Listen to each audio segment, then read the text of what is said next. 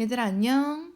매일 성장하는 한국사 50번째 디딤 영상입니다. 오늘은 대단원 4단원의 중단원 2단원 첫 번째 주제 대한민국 정부가 수립되다, 두 번째 주제 친일파 청산과 농지개혁을 추진하다, 두 가지 주제 배웁니다. 자, 우리 지난 시간에 그 UN 소총회에서 최종적으로 결정한 거 기억나시죠? 소련이 거부를 해가지고 인구비례에 의한 남북한 총선거를 못하게 되니까 그럼 남한만 선거해라 라고 결정을 최종적으로 내렸잖아. 그래서 여러분들 1948년 5월 10일에 5월 10일이니까 50총선거가 실시가 됩니다. 여기에서 말한 얘들아 총선이라고 하면은 국회의원을 뽑는 선거예요. 국회의원 선거입니다. 자, 5월 10일에 국회의원 선거, 총선거가 실시가 되는데 38도선 이남 지역, 즉 남한이죠. 남한에서 UN 한국임시위원단이 감시를 하면서 이제 총선거가 실시되게 됩니다. UN의 이제 결정대로 된 거죠. 자, 내용을 보시면 우리나라 21살 이상의 모든 국민에게 남녀 상관없이 투표권이 부여가 됐고요. 우리나라 최초로 실시된 민주주의 선거라고 볼 수가 있겠습니다. 자, 근데 이 50총선거 같은 경우에는 김구나 김규식 같은 당시 남북협상에 참가했던 그 세력들은 남한에만 단독정부가 세워지는 거 반대하기 때문에 이 50총선거에 나가지 않습니다. 국회의원 후보로도 나가지 않아요. 이거에 반대를 하고요. 그리고 중도계, 그 극자도 아니고 극우도 아니고 그 중간 역할을 했던 그런 사람들도 단독선거에 반대하면서 이 50총선거에는 참여를 하지 않습니다. 그리고 좌익 세력 같은 경우에 뭐 대표적으로 남조선 노동당이라든가 등등등 이 좌익 세력도 남한에서만 정부 세워지면 안 된다라고 하면서 반대 투쟁을 전개하게 되고요. 자, 이러한 상황에서 결국에는 50총선거 치러지게 됩니다. 옆에 있는 여러분들 이 포스터 보시면 당시에 실제로 거리마다 붙었던 선거 포스터야. 총선거 5월 12일 기권은 국민의 수치, 투표는 애국민의 의무, 총선거로 독립문은 열린다, 중앙정부 수립하자, 뭐 이런 식으로 포스터가 붙여져 있고요. 이거 나오면 50총선거 생각하세요. 그리고 이 50총선거의 결과 임기 2년으로 해가지고 재헌국회의원 198명이 선출이 됩니다. 근데 당시에 제주도 같은 경우는 여전히 제주 4.3 사건 이후로 계속적으로 이제 무장분기가 일어나고 정부가 이걸 탄압하고 굉장히 혼란스러웠던 상황이었기 때문에 제주도에 2개 선거구는 제외가 돼서 원래 이제 200명을 선출하려고 했는데 2명 제외하고 198명이 선출되게 되고요. 이들을 중심으로 해서 재헌국회가 구성되게 됩니다. 자, 당시 실제 사진이에요. 이렇게 투표를 하려고 모인 사람들의 모습, 실제로 투표함에 이 투표 용지를 넣고 있는 모습이고요. 이 50총선거를 통해 가지고 이제 성립된 게 바로 재헌국회라고 하는 겁니다. 당시에 이제 국회 개회식 때 이승만이 앞에 나와서 연설하는 모습이라든가 당시 재헌국회의원들의 모습 이렇게 남아 있어요. 자, 그러면 50총선거를 통해서 이제 뽑힌 이 재헌국회의원들이 활동했던 재헌국회 활동에 대해서 한번 알아보도록 하겠습니다. 자, 재헌이라고 하는 말, 이거는 헌법을 제정하다라는 뜻이야. 지금 아직 정부가 수립이 안 된 상태잖아. 50총선거 통해 가지고 국회의원만 뽑힌 상태야. 이 국회의원들을 왜 뽑았냐면 한 국가가 있기 위해서는 헌법이 필요해. 그 국가의 기본이 되는 법이 필요하기 때문에 그 헌법을 제정하기 위한 국회의원들을 뽑은 거거든. 50총선거가. 그래서 이들 통해서 구성된 국회를 재헌국회라고 하는 겁니다. 헌법을 제정하기 위해서 만들어진 국회다. 이렇게 생각하시면 돼요. 이 재헌국회 에서 우리 국호 뭘로 할까라고 했을 때 대한민국으로 결정을 하게 되고요. 그리고 재헌헌법을 제정을 합니다. 우리나라 첫 번째 헌법이라고 생각하시면 돼요. 자, 이 재헌헌법에는요, 여러분들 어떻게 나와 있느냐? 대한민국 임시정부의 법통을 우리는 계승하고 있다. 이 대한민국 임시정부 언제 생겨났어? 1919년에 3.1운동 이어받아가지고 생겨난 우리의 첫 번째 정부잖아, 그지? 우리 역사상 최초의 민주공화제 정부잖아. 우리 그거 그대로 이어받아가지고 지금 정부가 세워지는 거다라고 밝히고 있고요. 민주공화국 체제를 기본적으로 합니다. 국민이 주인이 되고 모두가 함께 의견을 나누면서 의사결정을 하는 그런 체제라고 볼 수가 있죠. 자, 그리고 입법, 사법, 행정 이 세 가지 권한이 분리되어 있는 누구 한 명의 독재를 막기 위해서 이렇게 분리되어 있는 거 삼권 분립이라고 하죠. 삼권 분립을 기초로 하고요. 그리고 이 국가를 이끄는 중심이 되는 사람은 대통령으로 이렇게 결정을 합니다. 그걸 대통령 중심제라고 해요. 그러면서 이런 내용이 담긴 제헌헌법을 선포한 게 바로 1948년 7월 17일입니다. 그래가지고 여러분들 매년 7월 17일은 우리나라 첫 번째 헌법인 제헌헌법이 선포된 거를 기념하기 위해서 제헌절이라고 하는 거죠. 자, 이 제헌헌법 한번 내용 볼게요. 밑에 있어요. 유구한 굉장히 오래된 역사와 전통에 빛나는 우리들 대한국민은 기민년 1919년이지 1919년 3.1운동으로 대한민국을 건립하여 우리는 이미 1919년 3.1운동으로 대한민국을 건립을 했다. 이거 여기서 말하는 대한민국은 대한민국 임시정부 말하는 거야. 우리는 이미 이때부터 시작이 된 거다라고 이미 헌법에 밝히고 있다는 거야. 자, 제1조 대한민국은 민주공화국이다. 대한민국의 주권은 국민에게 있고 모든 권력은 국민으로부터 나온다. 민주공화국이라고 하는 거 잘 나타나 있습니다. 자, 그리고 이 제헌국회에서 제헌국회의원들 198명이 했던 일이 뭐냐면 바로 간접선거로 대통령과 부통령을 선출을 합니다. 자, 여러분들 간접선거와 직접선거의 차이가 뭐야? 직접선거 같은 경우에는 국민이 직접 바로 대통령을 뽑는 거고 간접선거 같은 경우에는 국민이 뽑은 국회의원이 대통령을 뽑는 거예요. 중간을 한 번 더 거치는 거야. 국민이 직접 뽑는 게 아니야. 이 국회의원들이 대통령으로는 초대 대통령 이승만을 임명을 하고요. 부통령으로는 이제 이시영을 이제 선출해서 임명합니다. 자, 밑에 있는 사진 보시면 당시 첫 번째로 이렇게 수립된 정부의 요인들 모습입니다. 대통령은 이승만, 그리고 부통령은 이시영, 대한민국 임시정부에서 계속 활동했던 분 중에 하나예요. 자, 그리고 국무총리 이범석, 이분 같은 경우에는 그 한국 광복군에서 굉장히 이제 대장 역할을 맡았던 그런 분입니다. 이렇게 정부가 구성되었다. 자, 이제 헌법도 만들었고 대통령도 뽑았어요. 그럼 이제 뭐 하면 돼? 이제 우리 국가 만들어졌어요 라고 선포하면 돼. 자, 대한민국 정부 수립이 선포가 됩니다. 그게 바로 언제냐? 외워놓으세요. 바로 1948년 8월 15일이야. 1945년 8월 15일에 우리가 광복을 맞이하고 딱 3년째 되는 날. 그날 바로 대한민국 정부가 수립된 거죠. 굉장히 많은 일들을 겪으면서 시행착오 많이 겪으면서 정부가 수립됩니다. 자, 그리고 당시 유엔 총회에서는 대한민국 너네가 한반도에 있는 합법적인 정부야 라고 승인을 해주면서 우리가 이제 국제사회의 일원으로 나아가게 되는 거죠. 자, 밑에 있는 사진 보시면 당시에 이제 대통령으로 취임해서 취임 선서를 하고 있는 이승만 대통령의 모습이고요. 당시 이제 대한민국 정부 수립 기념식에서 이렇게 많은 사람들, 수많은 인파가 몰려가지고 조선총독부 건물 앞에서 이제 태극기를 걸고서 대한민국 정부 수립을 하고 있는 모습입니다. 자, 이거는 여러분들 학습지에도 나와 있죠. 대한민국 정부 수립 과정은 외워두셔야 돼요. 반드시 외워야 돼. 자, 다시 한번 선생님이랑 흐름 빠르게 볼게요. 1945년 12월에 모스크바 삼국 외상회의 개최가 되죠. 거기서 결정된 거 한국의 민주주의 임시정부 만든다. 미소공동위원회 개최한다. 신탁통치 실시한다. 하지만 그거 가지고 좌우가 엄청나게 대립을 하죠. 좌익은 찬탁, 우익은 반탁하면서 자, 이러한 상황에서 제1차 미소공동위원회 결렬되고 그 다음에 좌우합작운동 추진됐지만 그거 실패로 끝나고 제2차 미소공동위원회까지 결렬되니까 이제 미국이 한반도 문제 유엔에 이관을 하고요. 이 유엔에서는 첫 번째 뭐를 했어? 남북한 총선거 인구 비례에 의해서 해라라고 했지만 소련이 북한은 인구가 적어가지고 우리한테 불리하잖아 라고 하면서 거부를 했지. 그래서 이제 유엔 소총회에서 한 번 더 여러분들 결정한 게 남한만 그럼 선거해라 라고 하니까 김구하 김규식 선생님이 이건 아니다 라고 해가지고 남북협상 하러 갔지만 이거 결국 실패로 끝나고 1948년 5월 10일에 결국 남한에서만 총선거 실시되고 제헌국회 구성돼가지고 제헌헌법 제정되면서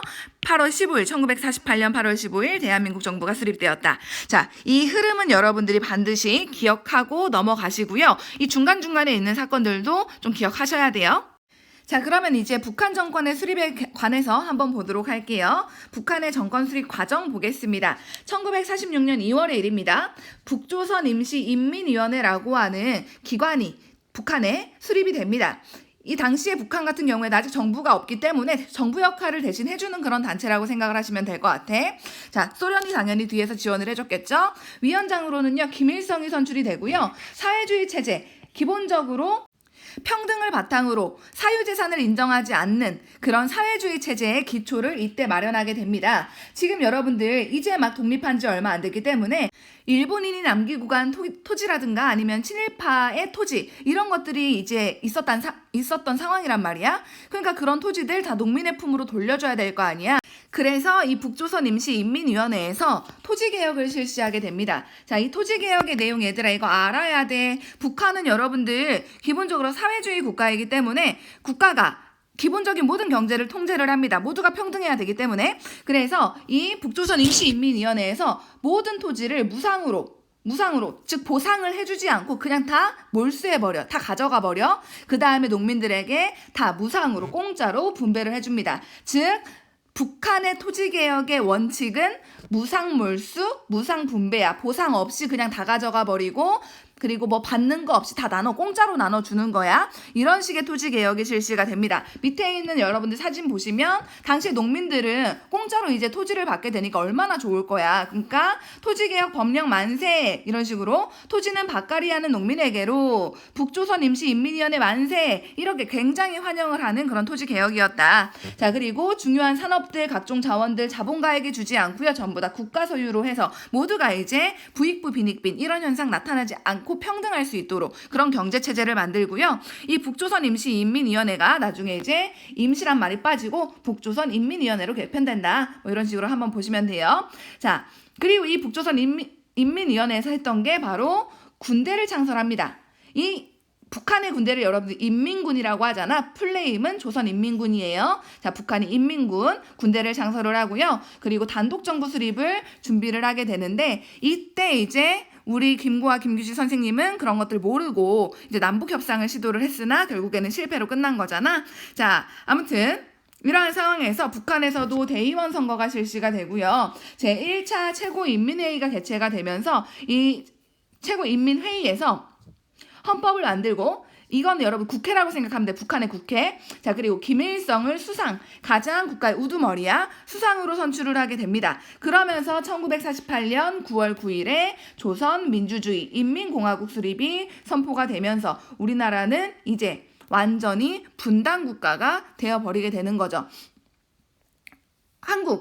남한은 1948년 8월 15일 대한민국 정부 수립된 거고 북한은 1948년 9월 9일 이렇게 여러분들 이런 날짜도 좀 알아놓으세요. 밑에 있는 사진 보시면은 여기 바로 김일성의 모습 이렇게 나와 있네요. 자, 이제 다시 남한으로 돌아와 보겠습니다. 자, 지금 1948년 8월 15일에 대한민국 정부가 수립이 되었습니다.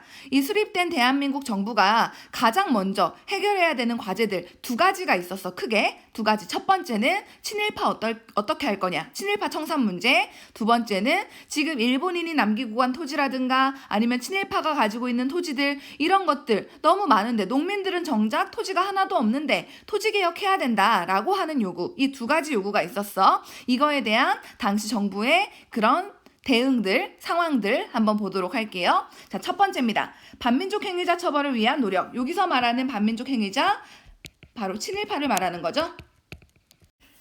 자, 1948년 9월 대한민국 정부가 수립이 되고 이제 한 달 정도 지나서 반민족 행위를 처벌해야 된다. 즉 친일 행위를 처벌해야 된다라고 하는 반민족 행위 처벌법이 제정이 됩니다. 바로 국회에서 제정을 하는데요. 반민족 행위 처벌법을 제정한 국회는 바로 재헌국회입니다. 여전히 재헌국회 알아두세요. 재헌국회에서 반민족 행위 처벌법을 제정을 해가지고 일제강점기에 반민족 행위를 했던 이런 반민족 행위자를 처벌하고 재산을 몰수해야 된다라고 제정하게 됩니다.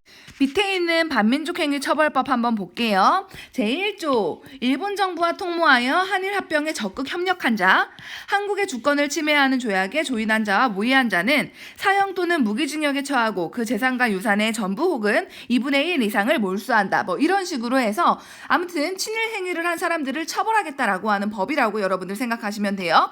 그러면 친일 행위를 한 사람들을 이제 조사를 하고 찾아내야 되는 그런 사람들이 필요할 거 아니야. 그래서 설치된 게 바로 반민족행위 특별조사위원회야. 바로 반민족행위 특별조사위원회는 이제 친일파를 조사하러 다니는 사람들이라고 생각하시면 돼요. 자, 이들을 줄여서 너무 길잖아. 반민특위라고 부릅니다. 반민특위라고 불러요. 자, 이 반민특위 어떤 활동을 하느냐. 친일파들 사람들에게 일단 제보를 받고요. 그리고 이제 빼도 박도 못하는 그 수많은 친일 행위들이 남아있는 사람들 엄청 많을 거 아니야. 그런 사람들을 이제 체포하고 조사를 하기 시작을 해요. 특히나 이제 제보를 받을 때 밑에 있는 이제 사진 보시면은 이렇게 제보함을 거리에다가 놓고 사람들에게 제보, 여기에다 막 문서에다가 써가지고 제보를 받아. 이 문서함이 가득가득 찰 정도로 엄청나게 많은 친일 행위자들이 이때 이렇게 밝혀졌다고 합니다. 자, 대표적인 사람으로 이제 이때 체포된 사람 노덕술 아시죠? 김원봉 싸대기 때렸다고 하는 완전 악랄했던 일제강점기 때 고문 경찰 있잖아. 그 노덕술, 그리고 최린, 최남선, 이강수, 이 사람들 다 어떤 사람들이냐면은 그 문화통치 시기부터 친일파로 변질해가지고 자치운동, 참정권운동 이런 거 했던 사람들이거든. 자, 이런 사람들 체포를 합니다. 친일 혐의가 있는 사람들 체포하고 조사하는 이런 역할을 했다. 밑에 있는 사진 보시면 실제로 당시에 잡혀가고 있는 노덕술, 이 사람이 노덕술이야. 생긴 거 정말 무섭게 생겼어. 자, 김현수라고 하는 친일파, 최린이라고 하는 친일파 이렇게 체포가 됩니다. 자, 이렇게 반민특위가 열심히 친일파 조사하고 체포하고 엄청나게 노력을 했지만 친일파 청사는 결국에는 좌절되고 맙니다. 왜 그랬는지 한번 그 내용 볼게요. 먼저 첫 번째로 정부가 방해를 합니다. 이승만 정부가 굉장히 소극적인 태도를 취해 그리고 협조를 잘 안 해줘. 당시에 이승만 같은 경우에는 독립운동가들 사이에서는 그렇게 평판이 좋지 않았거든. 이승만이 어떤 사람인지 우리 배워서 알잖아. 그러니까 이제 이승만한테 손절친 독립운동가들이 되게 많았어. 그러니까 이승만은 자기 편이 별로 없는 그런 상황이었단 말이야. 그러다 보니까 이 이승만이 누구랑 손을 잡냐면 그 친일파였다가 친미파로 돌변했던 그 수많은 그 뿌리는 친일파인 그런 사람들과 이제 손을 잡게 됩니다. 그런 사람들은 겉으로는 나는 애국자 우익이야 라고 하면서 빨갱이들 다 잡아야 돼. 나 공격하면 다 좌파 빨갱이야. 이런 식으로 했던 그런 사람들 있잖아. 완전 극우파야. 극우. 자, 그런 뿌리는 친일파인 놈들과 손을 잡아버리니까 당연히 이승만 정부는 이 반민특위가 친일파를 잡아들이는 거에 대해서 굉장히 소극적으로 할 수밖에 없는 거지. 자, 그리고 국회 프락치 사건이 발생을 하는데요. 프락치가 뭐냐면 스파이라고 생각하면 돼. 즉 국회에 스파이가 있다라고 하는 사건이 발생을 하는데 이게 어떤 사건이냐면 당시에 반민특위에 속해 있었던 수많은 국회의원들이 있었을 거 아니야. 이 반민특위를 이끌던 국회의원들한테 간첩 혐의를 씌워가지고 구속한 사건을 바로 국회 프락치 사건이라고 하거든. 국회의원 10여 명을 국가보안법으로 이승만 정부에서 체포해버려. 이들의 혐의가 뭐였냐? 이들은 프락치, 즉 스파이다. 이들은 지금 자본주의 국가인 대한민국 정부를 전복시키기 위해서 공산주의자들, 공산당이랑 내통하고 있다. 쟤네들 다 간첩 스파이다. 라고 몰아갔던 혐의를 씌웠던 그런 사건이라고 보면 돼. 명확한 증거도 없어. 근데 그런 증거도 없이 이들을 구속을 해버립니다. 반민특위에 활동했던 사람들 10명 가까이를 이제 구속시켜 버리니까 반민특위가 흔들흔들하겠지. 그리고 또 당시에 친일 경찰들이 반민특위 사무실을 습격하는 사태까지 발생을 해. 그러면서 반민특위 위원들이 열심히 모아놓은 그런 친일 증거들, 자료들을 다 불살라버리고 없애버리고 막 이런 식으로 이런 사건이 발생을 하다 보니까 반민특위의 활동이 엄청나게 방해를 받고 제대로 뭘 할 수가 없는 거야. 이러한 상황에서 국회에서 반민특위 활동 기간을 단축해버리는 그런 개정안이 통과가 되고요. 결국에는 여러 가지 사건을 겪으면서 반민특위는 결국 해체되고 맙니다. 친일파를 청산하기 위해서 만들어진 반민특위가 해체되니까 당연히 친일파 청산은 완전히 좌절되어 버리고 지금 아직까지도 친일은 청산되지 못한 채 현재까지 오고 있는 거잖아. 이 말이 되니? 이 부분은 선생님이 가르칠 때마다 어이가 없어, 어이가. 자, 이런 우리의 어떻게 보면 흑역사야. 너무 쪽팔린 역사지. 진작에 청산해야 되는 걸 아직까지 못하고 있으니까. 자, 아무튼 이제 두 번째, 이승만 정부의 농지개혁 한번 보도록 할게요. 대한민국 정부의 두 번째 과제죠. 토지를 개혁해야 된다라고 하는 겁니다. 1950년에 있었던 거고요. 이 당시 대한민국 정부의 토지개혁을 농지개혁이라고 불러요. 자, 배경을 보면 광복 이후에 농지개혁 요구가 증가를 하게 됩니다. 일본 놈들이 가지고 간 우리 토지 다시 돌려받아야 되는 거 아니냐 뭐 이런 식으로 요구가 증가하게 되고요. 그리고 북한에서 토지개혁이 실시가 되었잖아. 그러니까 남한에서도 해야 되는 거 아니냐 이런 얘기가 이제 들려온 거죠. 북한에서의 토지개혁 원칙 뭐라 그랬어? 무상몰수, 무상분배, 요거 외워놔야 돼. 자, 그리고 당시에 원래 미군정 시기에 원래 농지개혁을 하려고 했어. 토지개혁 하려고 했는데 당시에 한국인 지주들, 특히나 이제 일제강점기 때 토지를 엄청나게 많이 가지고 있던 그런 지주들 같은 경우에는 자기 토지를 빼앗기게 생겼으니까 이 한국인 지주가 반대를 해가지고 미군 정기에 하려고 했던 농지개혁은 이제 이 시도가 실패로 끝나게 됩니다. 즉 토지개혁이 아직 안 이루어지고 있는 상황이야. 이러한 상황에서 1949년 6월에 역시나 재헌국회에서 우리도 이제 토지 개혁해야 됩니다. 라고 하면서 이제 농지개혁법이 제정이 됩니다. 자, 그리고 이 농지개혁법에 의거해서 이제 남한에서도 농지개혁이 시행이 되는데 이게 1950년의 일이야. 자, 옆에 있는 자료 보시면 이 농지개혁법 제5조 볼게요. 정부는 다음에 의하여 농지를 취득한다. 다음 농지는 적당한 보상으로 매수한다. 농가가 아닌 자의 농지. 내가 농사꾼이 아니야. 근데 내가 농지를 가지고 있어. 토지를 가지고 있어. 이런 것들은 정부가 매수한다는 소리야. 작용하지 않는 자의 농지, 스스로 경작하지 않는 사람. 내가 스스로 경작하지 않는다면 토지를 가질 수 없다라는 뜻이야. 이것도 다 정부가 매수한다. 본 법의 규정의 한도를 초과하는 부분의 농지, 얼마까지만 가질 수 있고 그 이상의 남는 토지들은 정부가 가져가겠다, 이런 거거든. 근데 얘들아, 적당한 보상을 줘서 정부가 사들인다는 소리잖아. 즉 남한의 토지개혁의 특징, 얘들아 이거 외워놔야 돼. 남한은 정부가 보상을 해줘. 즉 어느 정도의 보상을 해주고 돈을 주고서 돈을 주고 사들이는 거야. 그리고 이 토지, 정부가 매수한 토지를 농민들에게 나눠줄 때도 유상으로 돈을 받고서 분배를 해줘. 이걸 어려운 말로 유상매수, 유상분배야. 완전 북한이랑 반대라고 생각하시면 돼요. 우리는 보상을 해주고 땅을 사들이고 그리고 정부가 이거에 대한 값을 받고 농민들에게 파는 거야. 이해 가시죠? 이걸 기본 원칙으로 해가지고 한 가구당, 한 집당 농지 소유의 상한선은 3정보까지만 인정을 해줬어. 여기서 말하는 3정보는 9,000평이야. 9,000평 지급으로 따지면, 즉 한 집안에서 가질 수 있는 토지는 딱 9,000평. 내가 만약에 10,000평을 가지고 있어. 그러면 1,000평은 정부한테 보상받고서 팔아야 되는 거야. 이해 가시죠? 자, 이렇게 그 이상의 토지는 정부가 보상을 해주는데 어떻게 보상을 해주냐면 현금으로 주는 게 아니라 지가증권이라고 하는 문서를 발급해가지고 토지를 사들여. 그 나머지 토지에 대해서는 지가증권이 뭔지 한번 볼게. 이 지가증권은 이런 문서예요. 이 문서에 농지개혁법에 따라서 정부는 보상기간 어느 정도까지 내가 보상해주겠다. 얼마를 지급해주겠다. 지급기일은 언제까지로 하겠다. 지급 장소는 어디로 하겠다. 이런 식으로 기재되어 있는 이 지가증권을 지주한테 발급을 해주는 거지. 그래서 예를 들어서 내가 10,000평인데 나는 9,000평까지만 가질 수가 있으니까 1,000평은 팔아야 되잖아. 이거는 정부한테 팔고 나는 지가증권을 받는 거야. 이 지가증권을 가지고서 여기에 적혀있는 지급 장소에 찾아가가지고 이거 얼마로 보상해주세요. 이렇게 하는 거지. 이해 가세요? 자, 이렇게 지주가 이렇게 다 막 토지를 팔았잖아. 그리고 내가 농사 짓지 않는 것도 다 팔아야 되니까 팔았어. 그러면 이제 농사를 짓는 사람들, 농민들은 이제 정부로부터 토지를 사야 되겠죠. 자, 농지를 받은 농민들 같은 경우에는 토지를 살 때 일시불에 살 수가 없잖아. 당연히, 그지? 그래서 5년 동안 나누어가지고 분할해가지고 상환, 즉 갚는다는 소리야. 이 토지 값을 5년 동안 분할 납부를 하게 되는 거죠. 이런 식으로 토지 개혁이 이루어졌다. 자, 근데 문제는 뭐냐면 얘들아, 이게 1950년 초에 발생을 했던 거거든. 농지개혁법이 1950년 초부터 시작이 돼. 근데 문제는 1950년 6월 15일에 뭐가 터져? 6.25 전쟁이 터지잖아. 그러면서 6.25 전쟁 때문에 한동안 이 농지개혁이 중단이 되어버려. 근데 이 중단된 상황에서 지주들이 눈치 살살 보다가 좀 더 비싼 가격에 정부가 사들이는 것보다 훨씬 더 비싼 가격에 이 토지를 사전에 매각해버려.